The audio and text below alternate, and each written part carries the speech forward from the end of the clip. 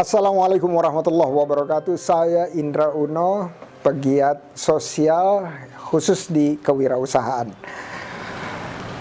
Terima kasih atas kesempatannya. Hari ini kita akan bicara mengenai pola pikir kewirausahaan. Yang ingin saya sampaikan adalah satu kalimat: wirausaha sukses mandiri. Wirausaha, kalau kita ditanya, apa itu wirausaha? Wirausaha itu langsung terpikir, oh iya, orang yang jualan, dagang, bisnis, yang profesinya sehari-hari adalah itu. Nah, tapi ada arti wirausaha selain profesi, yaitu sebagai pola pikir. Kalau dibilang wirausaha, oh iya, pola pikir atau mindset. Nah, mindset ini berarti dia otomatis terlepas dari profesi. Kenapa? Karena dia bisa juga dimiliki oleh para dosen, guru, karyawan, bahkan ASN sekalipun. Nah, artinya apa? Artinya mindset dan profesi itu adalah suatu kesinambungan atau ada hubungannya. Hubungannya seperti apa? Hubungannya adalah ibarat pohon antara akar dan buah. Mindset itu adalah akarnya dan profesi adalah buahnya.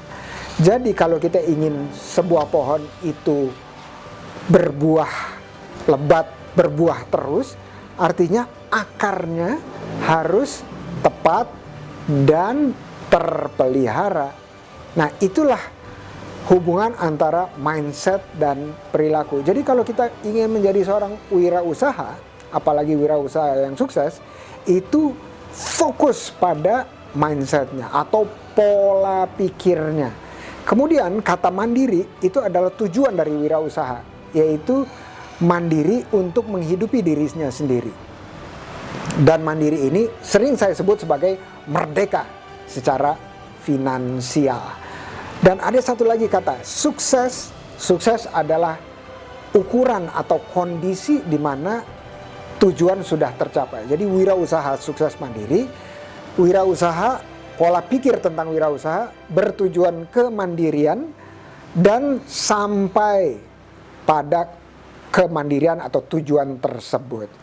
Nah, saya akan mulai setelah introduction tersebut dengan pertanyaan. Ada nggak di sini yang tahu berapa persen jumlah pengangguran di Indonesia saat ini? Atau katakanlah tahun 2021, karena angka 2022 belum keluar ya. Jawabannya banyak atau sedikit? Kalau bilang banyak, tepat. Banyak atau banyak banget? Kalau bilang banyak banget, tepat sekali. Angkanya berapa? Angkanya di 2021 6,26%. 6,26% itu kita nggak tahu itu angkanya. Tadi udah bilang banyak banget, tetapi kita harus bandingkan ini dengan angka sebelumnya atau tahun sebelumnya. Tahun sebelumnya berapa? Angkanya 4,9%. Artinya apa? Ada peningkatan dari satu tahun sebelumnya. Peningkatan pengangguran itu baik atau buruk? Buruk. Jadi kondisinya menurun atau memburuk. Dan itu dari soal waktu. Di sini juga kita harus bicara mengenai pengangguran itu bukan dari populasi Indonesia yang 270 juta, bukan. Tetapi dari usia produktif saja, 15 sampai 64 tahun. Dan dikurangi yang sedang sekolah dan kuliah, itu kira-kira jumlahnya 140 juta. Dan disebut juga sebagai angkatan kerja Indonesia, 140 juta nih. Nah, 6% tersebut itu dari angka 140 juta. Artinya apa? Baru 131 jutaan yang mempunyai penghasilan alias bekerja. Dan ini kita lihat jarak antara keduanya 140 sama 131 itu kan ada sekitar 9 juta yang tidak punya pekerjaan atau kita sebut sebagai pengangguran. Nah, ini kalau dibandingkan dengan negara-negara Asia Tenggara lainnya, Indonesia ada di mana? Dari persentase, Indonesia bukan yang teratas. Tetapi kalau dikali populasi, Indonesia menjadi yang terbesar di Asia Tenggara untuk tahun lalu, ya 2021. Nah, kita boleh berasumsi bahwa yang disebut sebagai pengangguran tadi itu adalah orang-orang yang tidak punya atau keterbatasan akses terhadap pendidikan yang lebih tinggi. Kalau memang begitu, berarti SD, SMP itu angkanya lebih tinggi. Coba kita lihat hasil statistiknya. Hasil statistiknya mengatakan bahwa SMK itu adalah angka lulusan sekolah yang berkontribusi terbanyak dari seluruh pengangguran di Indonesia. Diikuti oleh SMA yang kedua, kemudian diploma dan sarjana.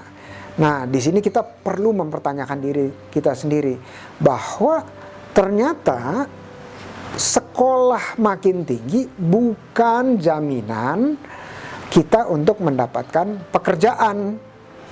Nah, jangan-jangan nih hanya tahun lalu aja. Coba kita bandingkan dengan tahun-tahun sebelumnya. Tahun-tahun sebelumnya, katakanlah 10 tahun, Indonesia ternyata dibanding dengan Asia Tenggara, itu setiap tahunnya memproduksi pengangguran usia muda 15-24, konsisten berada yang tertinggi persentasenya di Asia Tenggara. Nah, teman-teman pernah dengar nggak bahwa di 2030 Indonesia akan mendapatkan puncak bonus demografi? Kalau kita berkaca atau bercermin ke 10 tahun sebelumnya dan kita tidak mengubah pola pikir kita, berarti perilaku, aktivitas, dan action kita akan tetap sama. Nah, berarti 10 tahun berikutnya kira-kira sama atau tidak? Saya mengharapkan itu berbeda. Caranya gimana? Berarti harus ada yang diubah supaya kita betul-betul mencapai puncak bonus demografi, bukan malah sebaliknya. Dan kita lihat juga nih, pertanyaan yang berikutnya adalah apakah sarjana itu atau sekolah setinggi-tingginya jaminan dapat kerja? Ternyata statistiknya mengatakan setiap tahun mulai dari 2015 itu Indonesia konsisten mencetak 800.000 lebih sarjana dan diploma yang menganggur.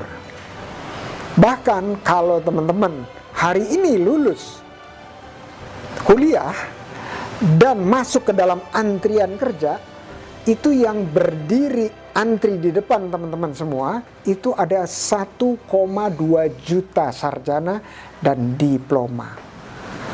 Ini adalah suatu potret atau fakta yang berada sekarang. Akankah kita terus berpikir bahwa alternatif lainnya itu tidak ada selain selesai sekolah dan melamar kerja? Ada, dan solusinya adalah kewirausahaan. Dan inilah yang saya sebut sebagai mindset wirausaha. Tadi saya sudah mengatakan bahwa solusi terhadap pengangguran di Indonesia itu adalah memberikan alternatif pemikiran lain selain sekolah selesai kemudian melamar pekerjaan. Itu satu alternatif. Tapi ada alternatif lain yang ini bisa menjadi sebuah solusi, yaitu setiap individu punya akses terhadap pelatihan dan pendampingan usaha yang membuat individu tersebut dapat skill atau keterampilan untuk mendatangkan penghasilan. Dan begitu dia mendatangkan penghasilan, dia otomatis terhindar dari masuk kategori pengangguran.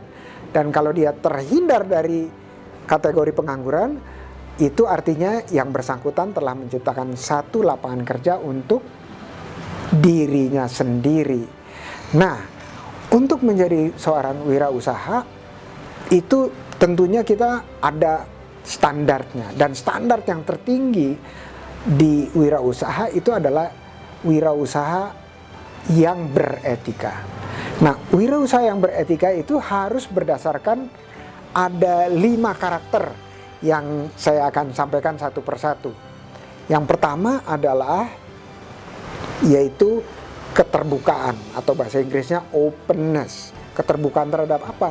Terhadap informasi, terhadap keilmuan, terhadap seluruh masukan yang ada di dalam sistem ekonomi di Indonesia. Itu yang pertama. Kedua adalah kesiapan, yaitu bahasa Inggrisnya readiness. Setelah dapat informasi, kita siap untuk apa? Untuk menjadi kreatif, yang ketiga, dan mengkonversikannya ke dalam suatu produk atau jasa yang inovatif, yang keempat. Terakhir, yang kelima, karakter wirausaha yang beretika adalah integritas. Integritas itu saya artikan kesambungan atau ketersambungan antara apa yang ada di benak, kemudian tersambung kepada apa yang terucap, kemudian tersambung kepada apa yang dilakukannya. Apa itu yang tadi? 5. Keterbukaan, kesiapan, kreativitas, inovatif, terakhir integritas. Inilah yang diperlukan untuk menjadi wirausaha yang beretika. Ada satu hal yang ingin saya sampaikan kepada teman-teman. Dalam topik sebelumnya yang telah saya sampaikan itu, yang penting kesadaran kita mengenai tujuan kita untuk belajar atau kuliah itu harus tajam. Kenapa? Karena biar bisa terukur. Kenapa harus terukur? Supaya tahu udah sampai tujuan atau belum. Seperti yang di awal saya sampaikan bahwa wirausaha itu tujuannya adalah kemandirian, dan sukses itu adalah kondisi mencapai kemandirian tersebut.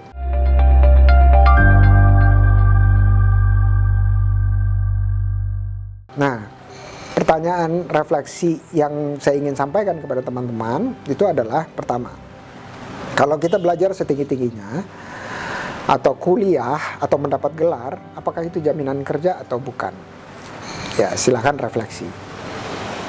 Nah, kalau apapun jawabannya, saya ingin tanya berikutnya adalah tujuan utama.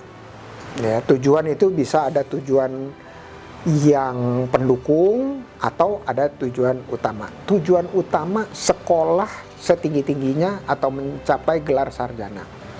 Itu apa? Ya, silakan refleksi. Nah, di ujung saya ingin kasih saran. Saran nih, supaya apapun tadi jawaban teman-teman, saran ini agar lebih mudah mengukur apakah kita sudah sampai tujuan atau belum. Pertama, kita tahu bahwa kita masuk ke usia produktif begitu kita usianya 15 tahun. Tetapi individu kita itu produktif atau tidak, itu tergantung kita. Produktif itu adalah sebuah tujuan yang saya sering terjemahkan sebagai berpenghasilan. Dan kalau berpenghasilan itu secara rupiah bisa diukur. Berpenghasilannya cukup nggak untuk kita hidup selama 1 bulan. Ya, kalau misalnya kebutuhan kita di bawah penghasilan kita, artinya cukup. Kalau kebutuhannya di atas penghasilan kita, artinya kita harus ada upaya untuk menaikkan penghasilan. Dan ini alternatifnya selain bekerja adalah berwirausaha. Jadi saya sampaikan, tujuan kita sekolah setinggi-tingginya atau mencapai gelar sarjana adalah untuk menjadi manusia produktif alias berpenghasilan. Karena apa? Karena semua kebutuhan kita, makan, pakaian, atap di atas kepala, kesehatan, pendidikan, dan seterusnya, itu kalau bukan kita yang memenuhinya sendiri, pasti kita akan tergantung kepada orang lain.